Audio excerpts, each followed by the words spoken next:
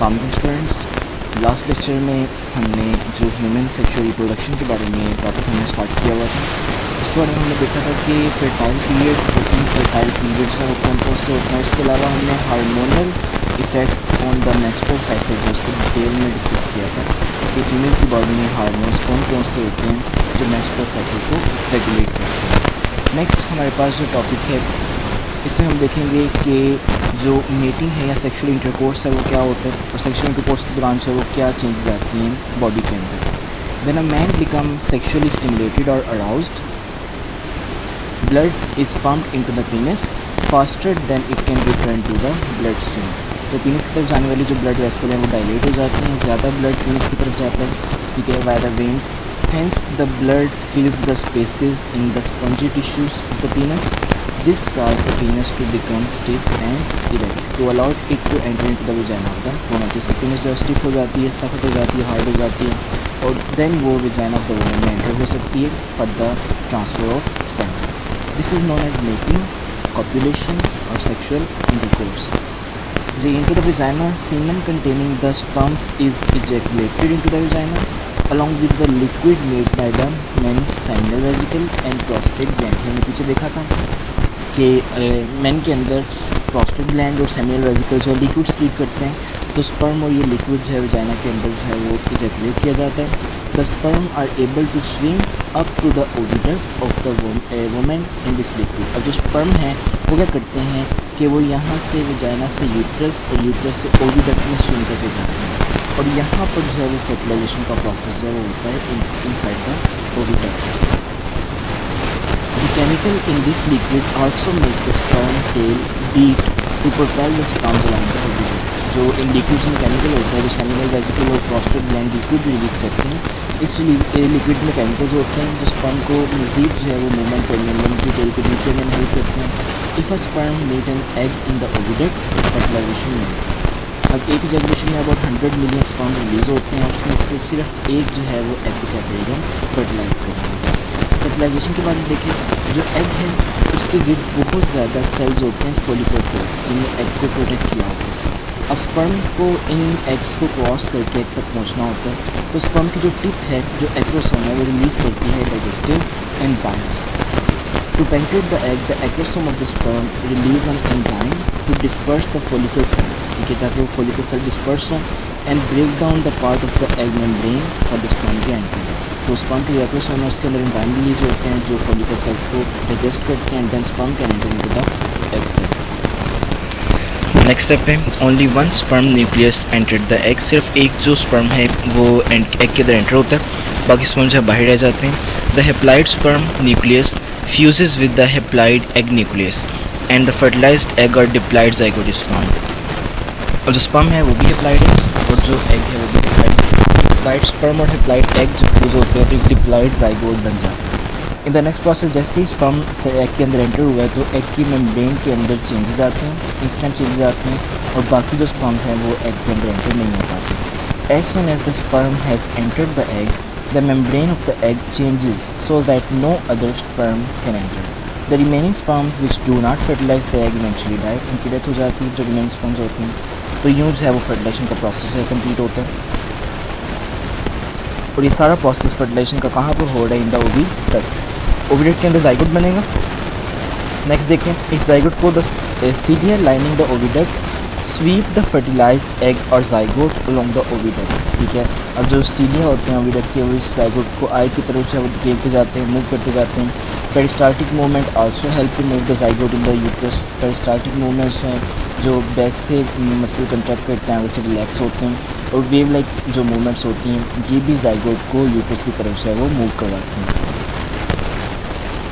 उसके बाद the zygote divide by mitosis to form a hollow ball of cells called the embryo. तो zygote से उसके अंदर माइटोसिस होती है, एक बॉल ऑफ सेल बनता है, that ball of cell is called the embryo. Now embryo से वो आ गया है यूट्रस के अंदर और यहाँ पर आकर ये यूट्रस की वॉल के अंदर इम्प्लांट हो जाता है। It takes about 5 days for the embryo to reach the uterus. तो ओविडक्ट से यूट्रस तक आते हुए एम्ब्रियो को अबाउट 5 days लगते हैं। द एम्ब्रियो में float freely in the uterus for about 2 days। तकरीबन 2 दिन तक एम्ब्रियो जो है यहाँ पर फ्लोट करता रहता है एंड देन इवेंचुअली जो एम्ब्रियो है वो वॉल ऑफ द यूट्रस के साथ अटैच हो जाता है। Eventually the embryo sink or sink in or become embedded in the uterine lining. This is called implantation. जैसे ही एम्ब्रियो यहाँ पर इम्प्लांट हो जाएगा, लग जाएगा, that is called implantation. Implantation really occurs about 7 days after the fertilization. 5 दिन जो है वो लगते हैं ओविडक्ट से यूट्रस में आते हुए, और 2 दिन यूट्रस के अंदर रह जाता है और देन फर्टिलाइज होता है. तो 5 into 7 डेज लगते हैं एम्ब्रियो को इम्प्लांट होते हुए. जैसे ही एम्ब्रियो इम्प्लांट हो जाएगा, देन एक connection between the mother and the baby develop होता है, that is called the placenta. ठीक है. Soon after implantation, finger-like projections called the villi begin to grow from the embryo into the uterine lining. Embryo के अंदर से ये फिंगर-like projection छोटी छोटी these are called villi grow करती हैं, और इन villi के अंदर एम्ब्रियो की ब्लड वेसल्स जो हैं वो होती हैं. They contain the blood capillaries of the embryo. The villi and the uterine lining in which the villi are embedded make up the placenta. तो ये villi जिसमें बेबी की ब्लड वेसल्स हैं, और ये मास ऑफ जो टिश्यूज़ है mother की बॉडी का, इसको हम कलेक्टिवली कहते हैं ये क्या हो गया दोनों, इसने प्लेसेंटा बना दिया. Thus placenta is formed partly from the embryonic tissue and partly from the uterine tissue. ठीक है, कुछ यूट्राइन की लाइनिंग से और कुछ है एम्ब्रियो के टिश्यू से, दोनों से मिलकर जो है प्लेसेंटा बनता है. Eventually the embryo separate from the placenta. A tube known as umbilical cord attaches the embryo to the placenta. यहाँ पर देखें कि ये नाली जो अम्बिलिकल कॉर्ड है, ये नाली जो है वो प्लेसेंटा और बेबी को कनेक्ट कर रही है. ठीक है, बाकी बेबी जो है वो बिल्कुल सेपरेट हो गया होगा. In the next step, the development of amniotic sacs will start. amniotic sac जो क्या होती है, amniotic sac जो है ये सिर्फ amnions के अंदर पाई जाती है. जो मैमल्स हैं वो amnions हैं कि इनके एम्ब्रियो के बाहर, इनके बेबी के बाहर एक प्रोटेक्टिव कवरिंग होती है. 3 लेयर्स होती हैं प्रोटेक्टिव कवरिंग की. जो तीनों लेयर्स हैं वो मिलकर एक amniotic sac बनाती हैं. इस सैक के अंदर फ्लूइड होता है, that is called amniotic fluid, जो बेबी को फ्रिक्शन से जो है बचाता है. A membrane called amnion or amniotic sac began to develop at about the same time as placenta. जैसे जैसे प्लेसेंटा बनता है वैसे वैसे ये सैक बनना शुरू हो जाती है. The amniotic sac encloses the embryo in a fluid-filled space known as amniotic cavity, and this cavity is filled with a fluid that is called the amniotic fluid, जो friction से बचाते हैं. The embryo continue to develop in human about 10 to 12 weeks after fertilization. कितना time लगता है? About 9 months तकरीबन जो है वो कंप्लीट होते हैं यहाँ पर. All the major organs are form. जैसे ही एम्ब्रियो के अंदर सारे मेजर ऑर्गन्स बन जाते हैं, अब उसका जो सिर्फ साइज़ है वो इंक्रीज़ होना है. तो जब एम्ब्रियो के अंदर सारे मेजर ऑर्गन्स हैं वो बन गए हैं, और उसके बाद जो है सिर्फ एम्ब्रियो का साइज़ इंक्रीज़ होना है, तो उस स्टेज पर हम एम्ब्रियो को कहते हैं कि वो क्या बन गया, एक फीटस बन गया. ठीक है. तो फीटस जो है वो एक मतलब स्मॉल बेबी, टाइनी बेबी, जिसके अंदर सारे के सारे ऑर्गन्स जो हैं वो बन गए हुए हैं. अब जब बाकी जो रिमेनिंग मंथ होंगे उसमें जस्ट क्या होती है, उसकी ग्रोथ होती है. नेक्स्ट हमारे पास है the fetal blood system is separated from the maternal blood system. यहाँ पर अगर आप देखें तो ये जो प्लेसेंटा का एरिया है, यहाँ पर जो विलाई हैं, विलाई के अंदर बेबी की ब्लड वेसल्स हैं. ठीक है.